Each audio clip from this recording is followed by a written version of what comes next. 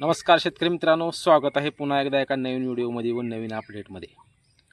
शेतकरी मित्रांनो, धान उत्पादकासाठी राज्य शासनाने मार्चच्या अधिवेशनामध्ये 1800 कोटी रुपयाची धानासाठी बोनस देण्यासाठी निधी जाहीर केला. परंतु राज्य शासनाने फक्त धान बोनसासाठी नुसत्या आश्वासनाची खैरात करून तारीख पे तारीख देण्याचं काम चालू केलं आहे. शेतकरी मित्रांनो, परवाचा आपण एक व्हिडिओ टाकलेला होता. त्या व्हिडिओच्या कमेंट पाहता शेतकरी किती संतापलेला आहे यावरून हे सर्व गोष्टी लक्षात आल्या. कारण धान उत्पादकासाठी कुणी काय केले हे सर्व पाहण्यासाठी राज्य शासन धान उत्पादक हा किती जरी सांगितलं तरी फक्त ऐकतो आणि काय करत नाही, अशी परिस्थिती धान उत्पादकाची झाली आहे.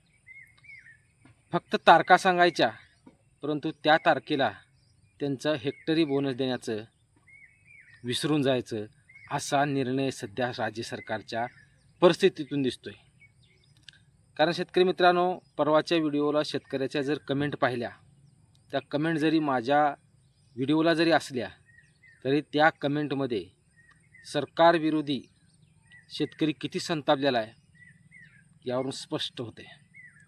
शेतकरी मित्रांनो, आज जरी सरकारने किती जरी फसवाफसवी केली तरी सरकारला या गोष्टी भविष्यात अवघड जाणार आहेत. डिसेंबरमध्ये जाहीर केलेला बोनस जानेवारी झालं, फेब्रुवारी झाला, मार्च झाला. मार्चच्या अधिवेशनामध्येही त्यांनी जाहीर केलं की आम्ही बोनस लवकरात लवकर शेतकऱ्यांना देऊ. परंतु माननीय प्रफुल्लभाई पटेल यांनीही परवाच्या प्रेसमध्ये स्पष्ट केलं की मेच्या सुरुवातीला आम्ही बोनस देऊ, परत मेच्या मध्येमध्ये बोनस देऊ, परत मेच्या एंडमध्ये बोनस देऊ.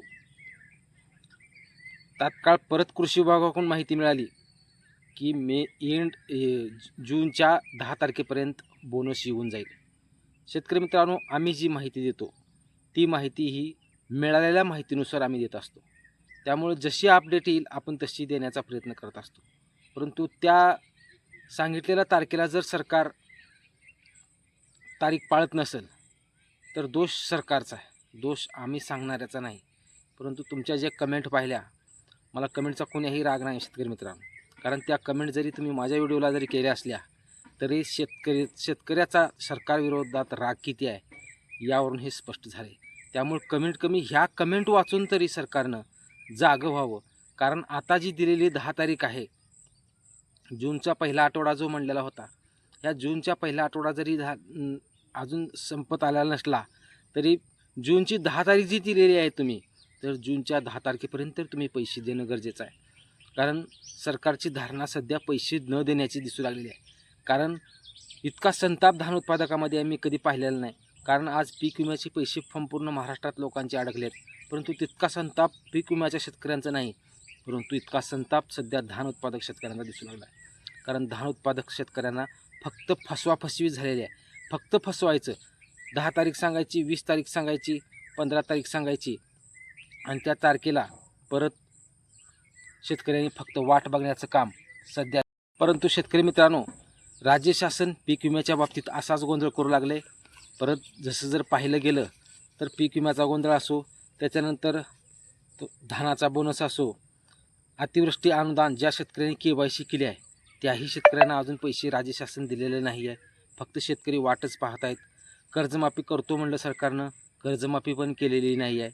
परंतु संजय गांधी निराधार योजनेचे भरपूर लाभार्थ्यांचे पैसे बँकेमध्ये येत नाही आहेत, ते लोक वाट पाहत आहेत. त्याचबरोबर नमो योजनेचा हप्ता सरकार वाढवतो म्हणलं होतं, परंतु तोही नमो योजनेचा हप्ता सरकारनं वाढवलेला नाही. फक्त ऐकाच्याच गोष्टी झाल्या, परंतु एकही गोष्ट साध्य होताना ह्या सरकारकडून दिसत नाही आहे. DBTचं अनुदान भरपूर शेतकऱ्यांचं अडकलेलं आहे. ट्रॅक्टरचं अनुदान असो, स्प्रिंकलरचं अनुदान असो, जे शेतकऱ्यांचं जे ऑनलाईन केलं होतं DBT DBTवरून, त्या शेतकऱ्यांचाही निधी अजून सरकारकडून आलेला नाही. म्हणजे सरकार आल्यापासून अजून एकही यांनी फक्त शेतकऱ्याला मारक अशा गोष्टी सध्या शेतकरी विरुद्ध दिसत आहेत. 1 रुपयात पीक विमा योजना होती ती पण शेतकऱ्याची बंद करून टाकली. आता पीक विमा भरायला बी पीक विमा पैसे भरूनच पीक विमा आहे. त्यामुळं हे नेमकं चाललं आहे काय की फक्त शेतकऱ्यांच्या विरोधात अशा गोष्टी घडवायच्या, इतर गोष्टी व्यवस्थित चालवायच्या, यावरून हे स्पष्ट दिसत आहे. त्यामुळं शेतकऱ्यांनी कुठंतरी जागरूक होणं गरजेचं आहे. बियाणं अनुदानामध्ये ही 2-3 दिवसाचीच मुदत देण्यात आली. काही शेतकऱ्यांना तिथं लाभ झाला. परंतु शेतकरी मित्रांनो, सर्वात मोठा मुद्दा जर सर्वात जास्त फसवेगिरी झाली असेल तर ती धान उत्पादकाची झाली आहे, यावरून स्पष्ट दिसत आहे. कारण धान उत्पादक आज 6 महिन्यापासून पैशाची वाट बघत आहे आणि प्रत्येक वेळेला फक्त त्यांनी वाटच पाहायची अशा गोष्टी सध्या घडत आहे. आता धान उत्पादक बोनसची वाट पाहतोय तोपर्यंत अतिवृष्टीने धानाचं भरपूर नुकसान झालं आहे. त्यातही काही घोषणा आता होतील, परंतु द्यायचं नावच नाही. त्यामुळे धान उत्पादकांना ह्या जे हेक्टरी 20,000 रुपये जे अनुदान आहे याच्या फक्त तारखाच ऐकत बसायचं काम आता सध्या झालं आहे का काय असं वाटू लागलं आहे. कारण आता आपल्या शेतकऱ्यापाशी तर काय नाही. यासाठी त्याचे जिल्ह्याचे पालकमंत्री असो, जिल्ह्याचे लोकप्रतिनिधी असतो, यांनी व्यवस्थितपणे आवाज उठवणं गरजेचं आहे की आमचा धानाचा बोनस गेल्या 6 महिन्यापासून आपण देत नाहीत. यासाठी काय करताय? 1800 कोटी रुपयेचा निधीची तरतूद आपण केलेली आहे, परंतु ती पैसे वाटपले का नाहीत? यासाठी लोकप्रतिनिधी यामध्ये उतरून धानाचा बोनस तात्काळी मागणी सरकारला अडवून धानाचा बोनस घेणं गरजेचं आहे. कारण पेरणीचे दिवस आहेत आणि आता 10 तारखेपर्यंत जर त्यांनी आश्वासन कृषी विभागाकडून मिळालेल्या माहितीनुसार जर असलं तर या गोष्टीमध्ये सरकारनं सिरियसली घेऊन धान उत्पादकांना न्याय देण्याची जिम्मेदारी सध्या घेतली पाहिजे. आणि या विरोधात विरोधी पक्ष असो, सर्व विरोधी पक्षाने एकत्रित येऊन धानाच्या बोनससाठी मागणी करणं गरजेचं आहे. फक्त आश्वासन देऊन काही उपयोग नाही. यासाठी लोकप्रतिनिधी सत्तेतले असो किंवा सत्तेतले जरी नसले तरी त्यांनीसुद्धा यामध्ये उतरणं गरजेचं आहे आणि धानाच्या बोनससाठी शेतकऱ्यांना न्याय देण्याची गरज आहे. कारण खूप दिवसापासून धानाच्या बोनससाठी शेतकरी वाट पाहत आहेत. शेतकरी मित्रांनो, आम्ही जी अपडेट आपल्यापर्यंत पोचवत असतो ती मिळालेल्या माहितीपासून पोचवत असतो, परंतु सरकार गोष्टी वेगळ्याच करतं. फक्त देतो म्हणतं पण देत नाही. परंतु आजपर्यंत सर्वच गोष्टी शासन देतो म्हणतं शेतकऱ्याच्या बाबतीत, परंतु द्यायला लेट लावतं. परंतु आपण आता विलाज नाही, आपल्याला मार्ग तर काही नाही आहे. कारण वाट बघितल्याशिवाय भाग नाही. कारण पैसे शासन देईल, निधीची तरतूद झालेली आहे, त्यामुळे आपल्याला वाट तर पाहावीच लागेल. आता त्यांनी जरी 10 तारखेची अपडेट दिलेली असली जूनची, तरीही आपल्याला वाट पाहावीच लागेल. आणि जर 10 तारखेपर्यंत जर राज्य शासनाने जर आपल्या धानाचा बोनस दिला नसेल तर सरकारची मानसिकता काय यावरून हे स्पष्ट दिसेल. त्यामुळे आपल्याला आता वाटच पाहावी लागेल. कारण आता वाट इतके दिवस वाट पाहिला आता ही वाट पाहावीच लागेल. कारण सरकार जेव्हा देईल तेव्हा तरच घ्यावं लागणार आहे, विलाज नाही. नुकसान आपलं झालेलं आहे आणि नुकसान आपल्याला झालं तर ते सण ही शेतकऱ्यालाच करावं लागणार आहे. त्यामुळं शासन घोषणा करतं पण द्याची वेळ आली की शांत बसतं, अशा गोष्टी सध्या घडत आहेत. त्यामुळे शासनाने याबाबत सिरियसली होऊन धान उत्पादकाचा अगोदर इतर गोष्टी थांबवल्या पाहिजे, परंतु धान उत्पादकाचे पैसे तात्काळ देणं गरजेचं आहे. हेक्टरी 20,000 रुपये 2 हेक्टरच्या मर्यादेत देण्याचा निर्णय घेतलेला आहे. त्यामुळे आता तारीख पे तारीख करू नका तुम्ही आणि तात्काळ धान उत्पादकाचे पैसे त्यांच्या खात्यावर वर्ग करा. हेच सर्व शेतकऱ्याकडून माझ्या व्हिडिओतून मागणी आहे.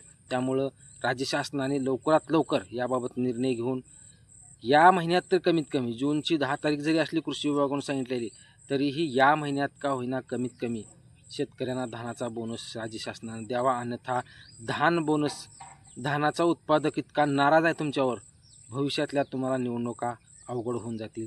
त्यामुळे आता सर्व शेतकऱ्यांनी आपल्याला वाटच पाहावी लागणार आहे. राज्य शासन कधी देईल पैसे याची वाटच पाहण्याशिवाय आपल्याला विलाज नाही. आणि त्यासाठी लोकप्रतिनिधींनी आवाज उठवून याबाबत धान उत्पादकासाठी सरकारला घेरणं गरजेचं आहे. तरच आपल्याला धानाचा बोनस आपल्या खात्यावर पडू शकतो.